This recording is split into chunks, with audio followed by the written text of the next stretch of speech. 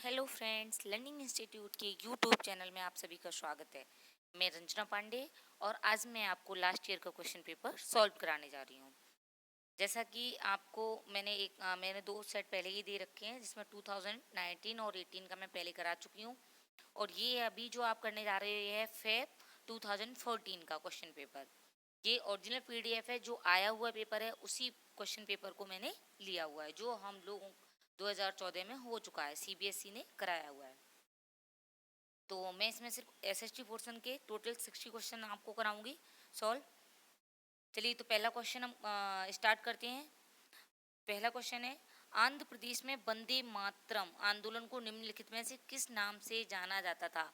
जो वंदे मातरम आंदोलन था उसको आंध्र प्रदेश में किस नाम से जाना जाता था। तो राइट ऑप्शन आपका हो जाएगा स्वदेशी।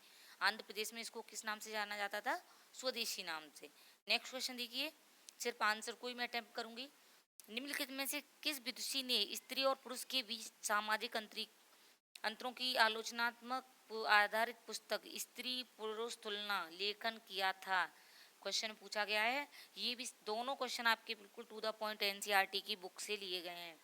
क्वेश्चन पूछा गया है कि जो स्त्री पुरुष तुलना है और तो वो किस विदुषी महिला ने लिखे हुए हैं, उनका नाम क्या है। इसमें क्या है, स्त्री और पुरुषों की तुलना की गई है, मतलब तुलनात्मक है कि सामाजिक में जो अंतर हैं वो किस तरह से हैं। तो इसकी राइट ऑप्शन आपका हो जाएगा, इसकी राइटर हैं ताराबाई शिंदे। ताराबाई शिंदे 3। नेक्स्ट देखिए, 19वीं सदी में ईसाई मिशनरियों ने भारत में क्रिश्चियन शिक्षा को क्यों लागू करना चाहा। उसका रीज़न क्या था, क्यों उन्होंने सोचा कि हम क्रिश्चियन एजुकेशन को लागू करें। तो इसका आपका राइट ऑप्शन हो जाएगा ऑप्शन 4, भारतीयों को कंपनी सरकार के प्रति वफादार बनाने के लिए। अगर क्रिश्चियन एजुकेशन पढ़ेंगे तो उनके लिए प्रति क्या हो जाएंगे, वो वफादार हो जाएंगे, लॉयल। नेक्स्ट देखिए 34, 19वीं सदी में ब्रिटेन के औद्योगिकरण के साथ निम्नलिखित में से कौन सा परिवर्तन हुआ। कौन सा परिवर्तन हुआ था औद्योगिकरण के साथ में। तो राइट ऑप्शन आपसे हो जाएगा, भारत ब्रिटिश और औद्योगिक उत्पादों के लिए बड़ा बाजार बन गया। यानी कि जो ब्रिटिश लोग थे वो यहाँ से क्या करने लगे, कच्चा माल लेने लगे और अपनी जगह पे जाकर उसको बहुत महंगी कीमत में या उससे वस्त्र बनाकर या उससे मतलब दूसरी चीज़ निर्यात करके कच्चे माल से और वापस भारत को क्या करने लगे, भेजने लगे, निर्यात करने लग गए। तो ये क्या हो गया, एक केंद्र बन गया 19वीं सदी में। नेक्स्ट क्वेश्चन देखिए 35, भू राजस्व के कौन से समझौते में राजाओं और तालुकदारों को जमींदारों के रूप में मान्यता दी गई है।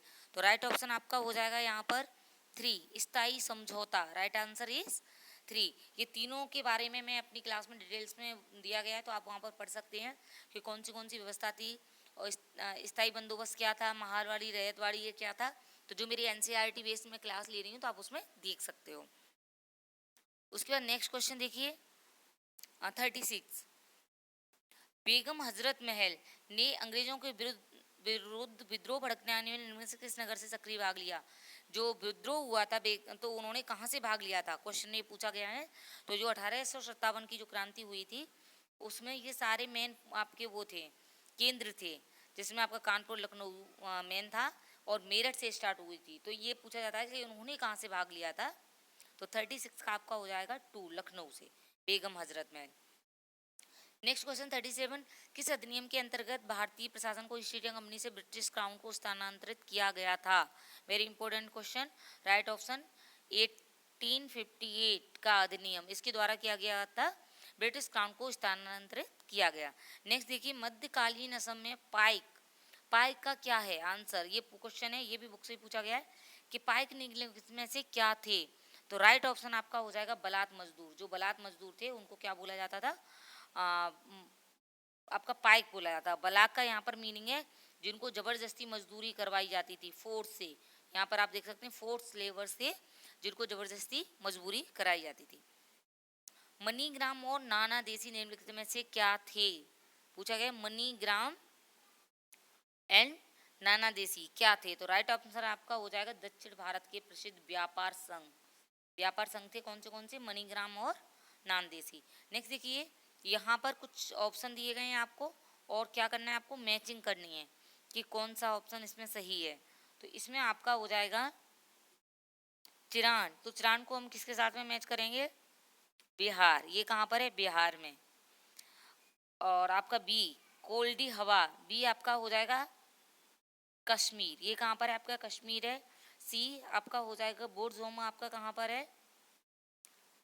ये आपका बोर्डोमा है, यहाँ पर। एक मिनट, आपका इसमें हो जाएगा चिरान, आपका एच के साथ मैच हो जाएगा। कोल्डी हवा आपका उत्तर प्रदेश, और आपका वुड्स होम हो जाएगा आपका कश्मीर के साथ में, और हालूर आपका हो जाएगा आंध्र प्रदेश के साथ में। कोल्डी हवा आपका कहाँ पे? यूपी में। तो पूछा गया कहाँ पर साक्ष्य माने गए वर्तमान राज्य में जहाँ अनाज और पालतू पशुओं के, तो कौन से स्टेट में ये स्टेट के नाम दिए गए वर्तमान में, और ये उस स्थान के नाम थे। तो आपका राइट ऑप्शन इसमें हो जाएगा ए। नेक्स्ट क्वेश्चन देखिए, ऋग्वेद में गंगा और यमुना नदी का कितनी बार नाम आया है? तो आपका ऑप्शन सही हो जाएगा इसमें एक बार इसका नाम आया है गंगा का। नेक्स्ट देखिए, निम्नलिखित में से कौन सी विशेषता बौद्ध और जैन दोनों धर्मों में से, ये मैंने आपको पढ़ाया था कि क्वेश्चन पूछा गया है कि कौन सी चीज विशेषता है जो दोनों में है, दोनों धर्मों में है। ये क्वेश्चन मोस्टली पूछा जाता है कि कौन सी विशेषता है जो दोनों धर्मों में है। तो आपका यहाँ पर राइट आंसर हो जाएगा 42 का ए। केवल सही ज्ञान, केवल वही सच्चा ज्ञान प्राप्त कर सकते हैं जो घर त्याग देते हैं। तो हमने जैसा पढ़ाया था, आप मेरी ये हिस्ट्री की बुक्स में आप देख सकते हो कि पढ़ाया बौद्ध और जैन दोनों के बारे में, जिसमें हमने पढ़ा है हिस्ट्री क्लास 6 में कि जैन और बौद्ध धर्म में क्या सिमिलरिटी थी और क्या क्या विभिन्नताएं थी।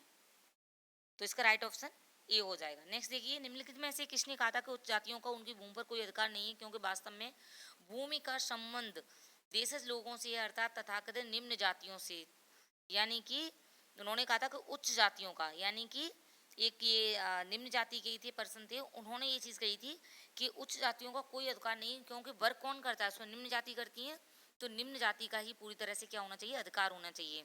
तो 43 का आपका राइट आंसर हो जाएगा 4 ज्योतिराव फुले। नेक्स्ट देखिए, साझा द्वारा दीवाने आम बनवाने के लिए संदर्भ में निम्नलिखित में से कौन सा कथन उपयुक्त है? 44 का आपका राइट आंसर हो जाएगा 2। राजा का न्याय छोटे बड़े को एक समान मानता है। जो दीवाने आम थी, इसमें दीवाने आम इसका मतलब है कि सबके लिए दीवान जो वो थी वो कैसी थी? कॉमन थी। दीवाने आम जिसको बोलते थे, यानी कि राजा के लिए सब छोटे बड़े एक समान है। तमिलनाडु के चिंगलेपुट जिला में उत्तरामेरूर के शिला लेख में निर्धारित नियम के कारण निम्नलिखित में से कौन सभा के सदस्य नहीं बन सकते? ये भी बुक से ही डायरेक्ट पूछा गया क्वेश्चन है। तो 45 का आपका राइट आंसर हो जाएगा 4। वे जिन्होंने अपना हिसाब किताब नहीं दिया था, बाकी सब क्या थे? सदस्य बन सकते थे। नेक्स्ट देखिए 46, निम्नलिखित में कौन सा तथ्य भारत के उत्तरी भागों में गांव प्रमुख ग्राम भोजका के विषय में सत्य नहीं है? क्वेश्चन इस तरह से बहुत पूछे जाते हैं, नहीं है, बाकी 3 सत्य हैं और एक सत्य नहीं है। तो वो आपका राइट आंसर हो जाएगा ऑप्शन 3। राजा ने उसको कभी टैक्स एकत्रित करने के लिए प्रयोग नहीं किया, यानी जो ग्राम भोज का था उसको यूज किया था, तो इसलिए क्या हो जाएगा? गलत हो जाएगा। उसके बारे में नहीं है ग्राम भोजका के बारे में, बाकी के आपके तीनों ऑप्शंस ग्राम भोजका के बारे में सही है। नेक्स्ट देखिए, मृदा के कौन से गुण की निर्धारित जनक चट्टान करती हैं? 47 का राइट आंसर आपका हो जाएगा 4।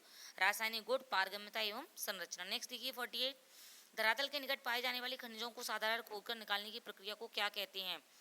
आपको पता होगा क्या बोलेंगे इसको? उत्खनन। जब हम धरातल से कोई चीज करेंगे तो क्या बोलेंगे इसको? उत्खनन। नेक्स्ट देखिए 49, दुनिया की प्राचीनतम चट्टानों में निम्न में से कहाँ पर स्थित हैं? तो आपको पता होगा, ये फैक्ट क्वेश्चन है। पश्चिम ऑस्ट्रेलिया में प्राचीनतम चट्टान कहाँ पर है? प्राचीनतम ऑस्ट्रेलिया में। नेक्स्ट देखिए, कच्चे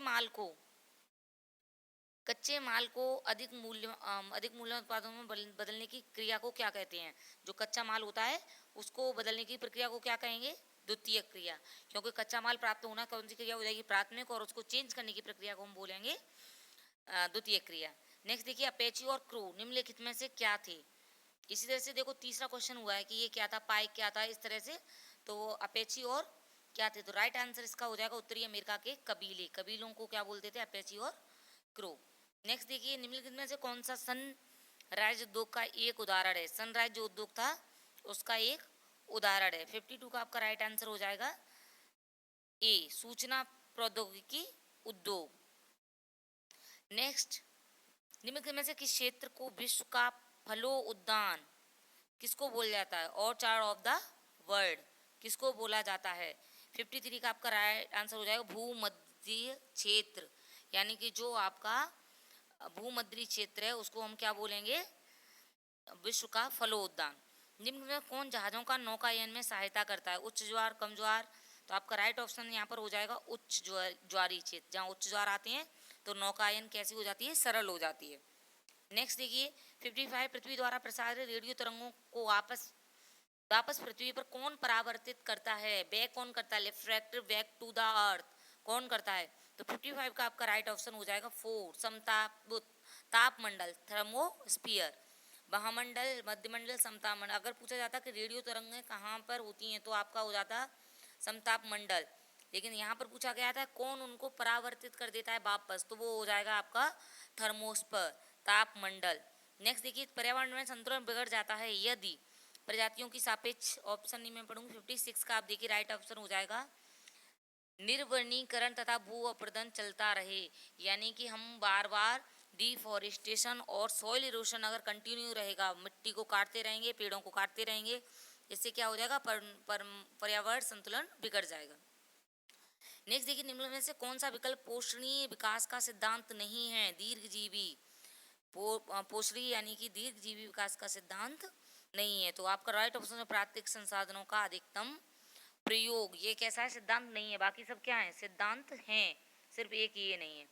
दो शहर एन और एम ग्रीनविच के क्रमशः, ज्योग्राफी का क्वेश्चन आ गया है, ऑलरेडी मैंने आपको बहुत अच्छे से समझाया हुआ है, आप मेरी क्लास देख सकते हैं। तो आपको पूछा गया 15 पूर्व, यानी कि ये आपका ग्रीनविच है, मेरिडियन है, और यहाँ से 15 डिग्री पर इधर ईस्ट में और इधर वेस्ट में है, 15 डिग्री वेस्ट में है। तो कितना टाइम का अंतर पूछा गया है?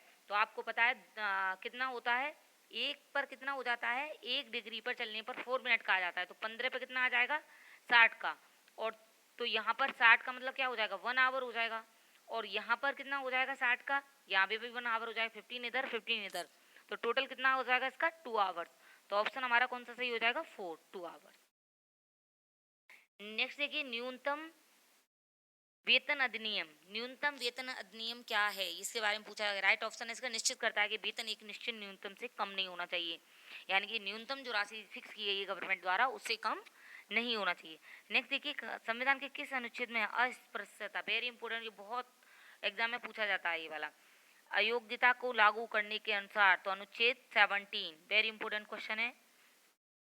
भारत में असमानता का मुख्य कारण क्या है? असमानता का मुख्य कारण पूछा गया है, तो आपका क्या है? गरीबी। संवैधानिक उपचारों का अधिकार 62, आपका राइट ऑप्शन हो जाएगा ये नागरिकों को मौलिक अधिकार की रक्षा करता है। अगर हमारे मौलिक अधिकार का हनन हो रहा है, ये फंडामेंटल राइट्स में आप देख सकते हो कि अगर हमारे मौलिक अधिकार का हनन हो रहा है, हमें लग रहा है कि कहीं हमारे मौलिक अधिकार को छीना गया है या दबाया गया है, तो हम उसके लिए क्या कर सकते हैं? कोर्ट में जा सकते हैं, और इसको बोलते हैं संवैधानिक उपचारों का अधिकार। ये लास्ट है हमारा, छठवां है मौलिक अधिकारों में, 6 नंबर पर आता है संवैधानिक उपचारों का अधिकार। हिंदू उत्तराधिकार संशोधन अधिनियम 2005 के अनुसार निम्नलिखित में से क्या सत्य है? तो इसमें आपको अभी ऐड जो किया गया है पुत्रों, पुत्रियों और उनकी माताओं का, पहले क्या था? सिर्फ पुत्रों को अधिकार होता था, लेकिन अभी जो आया है अधिनियम हिंदू उत्तराधिकार संशोधन अधिनियम 2005 जो आया है, उसके अकॉर्डिंग बराबर बराबर किस किस में? पुत्रियों में, पुत्रों में और उनकी माताओं में, यानी कि जो कैंडिडेट है उसकी वाइफ के लिए भी बराबर की हिस्सेदार है। नेक्स्ट देखिए 64, निम्नलिखित में से कौन सा कार्य राज्य सरकार का है?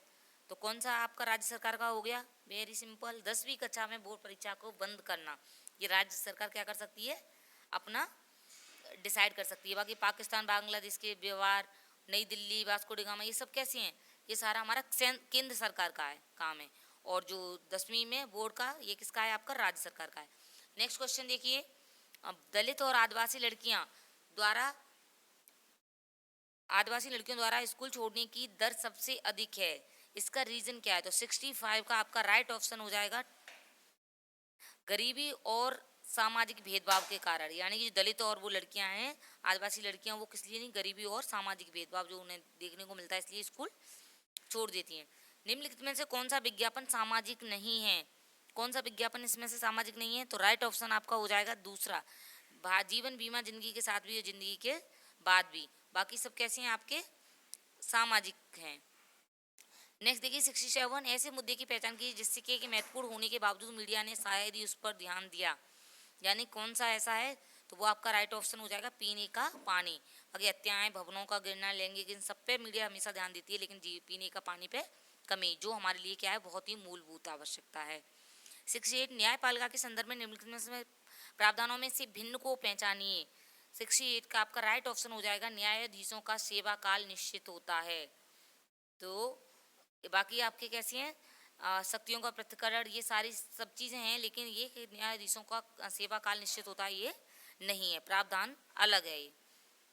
नेक्स्ट देखिए, सर्वोच्च न्यायालय द्वारा डॉक्टर डी के बसु दिशा निर्देश, ये किसके बारे में? डी के बसु बहुत पूछा जाता है एग्जाम में। तो ये है कि किसी व्यक्ति को गिरफ्तार करने, रोके रखने तथा उनके पूछताछ करने के लिए विभिन्न एजेंसियों द्वारा प्रयोग किए जाने वाले तरीके के लिए होता है। यानी किसी को अरेस्ट कर लेंगे तो हमें उसके घर पे सूचित करना है, उसको टॉर्चर, ये इस तरह से क्या है, एजेंसियों द्वारा जो प्रयोग हैं उनको क्या करना है, रोकना है। तो ये डी के बसु किसके लिए? किसी को अरेस्ट करने, उसको रोके रखना तथा उनको पूछताछ के लिए जो तरीके हैं उनको रोकने के लिए। सुभाष कुमार बनाम विहार राज्य के मामले में सर्वोच्च न्यायालय ने निम्नलिखित में से क्या निर्णय दिया था? तो ये आपका राइट ऑप्शन हो जाएगा, ये आपको बुक से ही पूछा गया है। तो ये है जीवन के अधिकार में प्रदूषण मुक्त पानी और हवा पर अधिकार शामिल है, यानी कि जो जीवन का अधिकार है, और ये आपका आर्टिकल 21 में है। तो आप ये वहाँ पर क्या है, आपका कौन सा शामिल होता है कि पीने का पानी और हवा ये भी मिलनी चाहिए। वर्तमान स्कूल आधारित आकलन में पारंपरिक प्रभाव परीक्षा की किस विशेषता को शामिल नहीं किया जाता? 71 का आपका राइट ऑप्शन हो जाएगा 2, अधिगम के केवल शैक्षिक पक्ष पर बल, इसको क्या है, शामिल नहीं किया जाता। अगर शामिल किया जाता तो बाकी सब चीज़ शामिल होती हैं, लेकिन सिर्फ शामिल किसको नहीं किया जाता है? तो आपका राइट ऑप्शन हो जाएगा सिर्फ 2। एक नए प्रकार के कार्य को देने से पहले शिक्षिका को अपने, ये पेडागोजी के क्वेश्चन आपके स्टार्ट हो गए, अपने विद्यार्थियों को अवश्य बताना चाहिए। क्या बताना चाहिए? 72 का आपका राइट आंसर हो जाएगा कि इस कार्य को करने से प्राप्त अधिगम, आपका राइट ऑप्शन 3 हो जाएगा। प्राप्त अधिगम से उसकी विद्यार्थियों से अपेक्षाएं क्या हैं, उसको ये बताना चाहिए। नेक्स्ट देखिए, 8वीं कक्षा के 4 बच्चों से व्यर्थ सामग्री से कुछ रचनात्मक वस्तुएं बनाने को कहा गया। कार्य पूरा होने पर शिक्षक ने निम्नलिखित टिप्पणियां की, सूचना के आधार पर सबसे अधिक रचनात्मक बच्चे को चुनिए, यानी कि इसमें से चुनना है हमें को। तो इसका राइट ऑप्शन हो जाएगा 73 का आपका 4, कौशल से परिपूर्ण तथा कार्य व्यर्थ, यानी कि जिसने व्यर्थ सामग्री से बनाया और कौशल से परिपूर्ण बनाया, स्किलफुल था जिसका वर्ग, वो कैसा कहलाएगा? क्रिएटिव कहलाएगा। नेक्स्ट देखिए, सामाजिक विज्ञान में परियोजना कार्य उपयोगी होते हैं क्यों उपयोगी होते हैं? 74 का इसका राइट आंसर हो जाएगा विषय आधारित कार्यों में, बिल्कुल सही है। तो और ये दिन में ये नहीं होगा आपका, ये भी नहीं होगा, कच्चा अथवा समूह कार्य करने। तो ए और डी, तो इसमें देखते हैं कौन सा सही है। राइट ऑप्शन आपका हो जाएगा 3, ए और डी। नेक्स्ट देखिए, सामाजिक विज्ञान के अध्यापक के लिए क्षमता निर्माण कार्यक्रम अनिवार्य है क्योंकि, इसका राइट ऑप्शन आपका हो जाएगा 4, उन्हें सामाजिक विज्ञान के विषय घटकों की अवधारणाओं को शिक्षण पद्धति में स्पष्टता की जरूरत है। आपके सीटेट में मोस्टली क्वेश्चन तो पेडागोजी के कभी कभी रिपीट हो जाते हैं, तो इसको ध्यान से आप लास्ट ईयर के सारे पेपर्स लगा लीजिए, बहुत से क्वेश्चन रिपीट होते हैं, पेडागोजी क्वेश्चन बहुत रिपीट हो जाते हैं। सामाजिक विज्ञान की किसी कक्षा में निम्नलिखित में से कौन सा तरीका यह समझाने के लिए उपयुक्त है कि ग्रामीण क्षेत्रों में सार्वजनिक और खुले स्थान तेजी से लुप्त हो रहे हैं? ये सामाजिक विज्ञान में आप किस तरह से समझाने का तरीका कौन सा सबसे उपयुक्त है? तो 76 का आपका राइट ऑप्शन हो जाएगा 3, सर्वेक्षण परियोजना, यानी एक सर्वे प्रोजेक्ट हम तैयार करेंगे, उसके द्वारा क्या कर सकते हैं, उनको बता सकते हैं सर्वे के द्वारा कि अब कौन सी जगहें जो लुप्त हो रही हैं। राष्ट्रीय शिक्षा नीति 1986 ने निम्नलिखित में से किसके प्रति एकीकृत कार्यक्रम विकसित करने का सुझाव दिया था? तो 77 का आपका राइट ऑप्शन हो जाएगा 3, विकलांग बच्चों के लिए जो राष्ट्रीय शिक्षा नीति है, एकीकृत जो कार्यक्रम है, ऐसे भी पूछा जाता है कि एकीकृत कार्यक्रम किसके लिए? तो विकलांग बच्चों के लिए नियमित स्कूलों में पढ़ने के लिए, यानी कि पहले जो विकलांग बच्चों थे उनके लिए अलग से स्कूल का प्रावधान था कि अलग से पढ़ेंगे, लेकिन 1986 में जो एकीकृत कार्यक्रम आया, इसमें एकीकृत का मतलब ही यही है कि उसमें क्या होगा कि सबको एक साथ शिक्षा देना, समावेशी शिक्षा देना। नेक्स्ट देखिए, 8वीं कक्षा की एक छात्रा किसी दिए गए विषय पर लिखने को सक्षम के कारण परेशान है, यानी उनको लिखना नहीं आता। उसकी अध्यापक उसे सलाह देती है कि वो दिए गए कार्य को ऐसे भागों में बांट कर करे जिसकी इच्छा अच्छी तरह से समझ हो सके। अब वो किस तरह से इसको करेगी? तो 78 का आपका राइट ऑप्शन हो जाएगा 3। विषय से संबंधित जानकारी देने वाले स्रोतों को खोजो और उनके बीच एक समांतरताएं ढूंढे। समानता यानी क्या समानता है वो ढूंढना। नेक्स्ट देखिए 79, निम्न में से किस उपभागों को एनसीईआरटी द्वारा प्रकाशित पाठ्यपुस्तक सामाजिक और राजनीतिक जीवन में निहित विचारों या विद्यार्थियों की अवगत कराने हेतु अधिक प्रयोग किया गया है? किस चीज़ का ज़्यादा उपयोग हुआ है एनसीईआरटी की बुक्स में? सीबीएसई ने जो किया हुआ है, एनसीईआरटी ने अपनी बुक्स में किस चीज़ का ज़्यादा यूज किया है बुक्स में? तो 79 का आपका हो जाएगा कहानी बोर्ड। क्योंकि मैंने आपको जो क्लास में भी बताया हुआ है, जो मेरी क्लासेज हैं एनसीईआरटी बेस, तो आपने देखा होगा कि उसमें कहानी के द्वारा, एक कहानी के द्वारा समझाया गया है। नेक्स्ट क्वेश्चन देखिए, सामाजिक विज्ञान की पाठ्य सामग्री को, यहाँ से थोड़ा सा हो रहा है, पाठ्य सामग्री को, फिर देखिए सामाजिक मुद्दों और सामाजिक सामना व्यापक जानकारी देनी चाहिए। तो इसका राइट ऑप्शन हो जाएगा 80 का। यहाँ पे देखिए, परिचित सामाजिक वास्तवों के बारे में गहन जानकारी एकत्र करने तथा प्रश्न पूछने के माध्यम से विद्यार्थियों की जागरूकता बढ़ाने का उद्देश्य रखना चाहिए। तो यानी कि ये इसका राइट आंसर क्या हो जाएगा 4। नेक्स्ट देखिए, पाठ्य पुस्तकों को सभी क्षेत्रों और सामाजिक समूहों को प्रतिनिधित्व करने वाली बनाने के लिए क्या करना चाहिए? पाठ्य पुस्तकों में सभी क्षेत्रों और सामाजिकों संबंधित सामग्री को जोड़ी जाना चाहिए स्थानीय संसाधनों का। इसका राइट आंसर आपका हो जाएगा 81 का। स्थानीय संसाधनों से प्रशासनिक स्थानीय सामग्री शिक्षण अधिगम प्रक्रिया को का भाग होना चाहिए। यानी कि स्थानीय सामग्रियों को, स्थानीय प्रशिक्षण को अगर हम इसमें शामिल करेंगे तो बच्चे बहुत जल्दी इसको आसानी से सीख पाएंगे। विद्यार्थियों को लैंगिक मुद्दों तथा लैंगिक भेदभाव में सामाजिकरण की भूमिका के प्रति संवेदनशील बनाने के लिए स्कूलों को निम्नलिखित में क्या करना चाहिए? लैंगिक भेदभाव के लिए, उसको खत्म करने के लिए रूढ़िवादिता विचारधारा को क्या करना चाहिए? तो यहाँ पर आपका हो जाएगा राइट ऑप्शन 82 का राइट ऑप्शन आपका हो जाएगा 3। अध्यापकों को केस अध्ययन के लिए कहना चाहिए तथा उनके अच्छे उदाहरण को मांगना चाहिए। Case studies very important. 83, राज्य सरकारों के कार्यों पर चर्चा करते हुए स्वास्थ्य, जल, यातायात इत्यादि से संबंधित मुद्दों पर चर्चा की जा सकती है, जिससे हम मतलब राज्य सरकारों के कार्यों पर चर्चा करते समय किस किस पर कर सकते हैं? स्वास्थ्य पर, जल पर, यातायात पर। तो इसका 83 का आपका राइट ऑप्शन हो जाएगा 3। शिक्षार्थी इन मुद्दों को समझने तथा इन पर आलोचनात्मक विचार करने के लिए स्वतंत्र हो। राष्ट्रीय पाठचर्या की रूपरेखा प्रस्तावित करता है कि भूगोल पढ़ाया जाए, जिससे 84 का आपका राइट आंसर हो जाएगा 4। पर्यावरणीय चिंता तथा उनके संरक्षण के संबंध में आलोचनात्मक समझ पैदा की जा सके। नेक्स्ट है आपका सामाजिक विज्ञान की शिक्षण पद्धति और संसाधनों के बारे में राष्ट्रीय परिषद की रूपरेखा 2005 के अनुसार सामाजिक विज्ञान के शिक्षण के लिए निम्नलिखित में से किसको अपनाना चाहिए? 85 का राइट ऑप्शन आपका हो जाएगा 3। ऐसे तरीके जो रचनात्मक और आलोचनात्मक परिप्रेक्ष्य को बढ़ाते हैं। नेक्स्ट देखिए, किसी सामाजिक विज्ञान की कक्षा में ढांचा का मुख्य लक्ष्य होता है। 86 का आपका राइट आंसर हो जाएगा 2। स्वतंत्र सोच निर्मित होने तक विद्यार्थियों की सहायता करना, यानी कि विद्यार्थियों को कैसा बनाना? अपनी खुद की सेल्फ थिंकिंग बनाना, स्वतंत्र हो उसके लिए। 87 का देखिए, सूचना को छोटे छोटे भागों में बांटकर अंश तथा पूर्ण से संबंध स्थापित करने की योग्यता क्या है? अगर हम किसी सूचना को छोटे छोटे भागों में बांट देंगे, इसको हम क्या कह लेंगे? विश्लेषण करना, एनालाइजिंग जिसको बोलते हैं, विश्लेषण करना। नेक्स्ट देखिए, शैक्षणिक गतिविधियों पर विद्यार्थियों द्वारा खर्च किए जाने वाले समय को बढ़ाने के लिए अध्यापक को निम्नलिखित में से क्या करना चाहिए? 88 का आपका राइट आंसर हो जाएगा पहला ही कक्षा की गतिविधियों तथा संक्रमण काल के लिए योजना बनाएं, पढ़ाएं और समय सारणी लागू करें। कि हमें जैसा भी होता है स्कूल में जो टाइम टेबल बनाया जाता है, नहीं तो क्या होगा कि इससे वो बच्चे बोर हो जाएंगे। कोई जैसे कोई एक टीचर आ गया और उसी को पढ़ाता रहा तो बच्चे क्या हो जाएगा? बोर हो जाएंगे। तो एक प्लान करना है टीचिंग का, और उस टाइम टेबल को क्या करना है? उनको क्लासरूम में एक्टिविटीज़ बेस्ड बनाना है, गतिविधियों को यूज़ करना है, जिससे बच्चे बोर फील ना करें। 89 और प्रेरक अधिगम इन डिडक्टिव लर्निंग निम्नलिखित में से किस उपागम के विपरीत है? 89 का राइट ऑप्शन हो जाएगा आपका प्रतिपादक शिक्षण। एक्सपोजिटरी यानी आप इंट्रोडक्टरी किसके अपोजिट में है, तो आपका हो जाएगा एक्सपोजिटरी टीचिंग, प्रतिपादक शिक्षण। नेक्स्ट देखिए, एंड इस क्लास का लास्ट क्वेश्चन, निम्नलिखित में से कौन सा निम्नलिखित में से कौन सा कथन सामाजिक विज्ञान शिक्षण में प्रभावकारी चिंतन व्यवहार के संदर्भ में सत्य है, तो आपका राइट ऑप्शन इसका हो जाएगा 4, अध्यापक की विश्वास तथा प्रत्येक अधिगम स्थिति के प्रति नमनीय वातावरण का निर्माण करना चाहिए।